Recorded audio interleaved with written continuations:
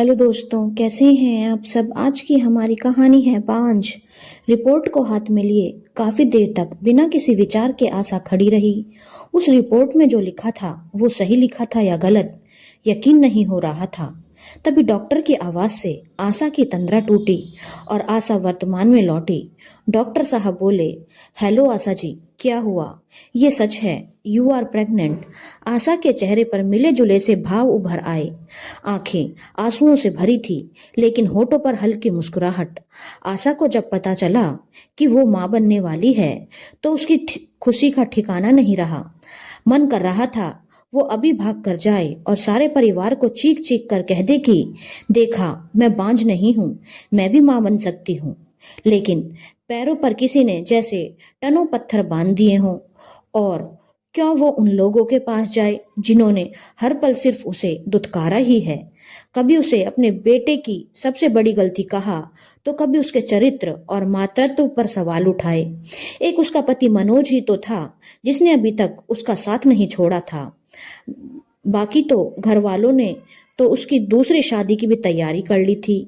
हर रोज उस पर कोई ना कोई इल्जाम लगाकर उसे इस घर परिवार और अपने बेटे मनोज से दूर करने की साजिश रची जाती थी। वो अपनी खुशी को खुद में समेटकर घर की ओर चल दी। अपने पति मनोज के सामने जाकर बोली, मनोज, आज मैं डॉक्टर के पास गई थी। आशा, तुम क्यों फालतू में रोज रोज परेशान होती हो? मैंने कहा था ना तुमसे कि चाहे कुछ भी हो, कोई कुछ भी कहे, मुझे फर्क नहीं पड़ता। मनोज, मैं जानती हूँ तुम्हें सबकी बातों से फर्क नहीं पड़ता, लेकिन मुझे फर्क पड़ता है। तुम सबकी तरह मुझ पे इल्जाम नहीं लगाते, लेकिन क्या तुम्हारी दिली इच्छा नहीं कि तुम भी पिता बनो? आशा, जरूरी नहीं कि इंसान की हर इच्छा पूरी हो सके।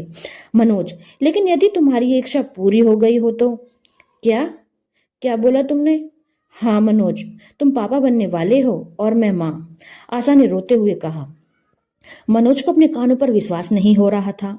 शादी के 10 साल बाद तो उसने ये उम्मीद ही छोड़ दी थी कि उसे कभी संतान का सुख भी प्राप्त होगा। उसने खुशी से आशा को गले लगा लिया। आशा, चलो घर में सबको बताते हैं। माँ, पापा, आपने सुना, आप दादा दादी बनने वाले हैं, मनोज ने खुशी से चिल्लाते हुए कहा। मनोज की माँ इस बात पर खुश होने की बजाय उल्टा बोलने लगी, ये हो ही नहीं सकता, ये जरूर इसकी कोई चाल है बेटा। ये सोच रही होगी कि ऐसे झूठ बोलने से ये तलाक से बच जाएगी। बस माँ, बहुत हो गया, मैं अपनी पत्नी का और अपमान बर्दाश्त नहीं करूंगा। ये अगर माँ नहीं बनती तो भी मैं आशा को छोड़ने के बारे में कभी सोच भी नहीं सकता।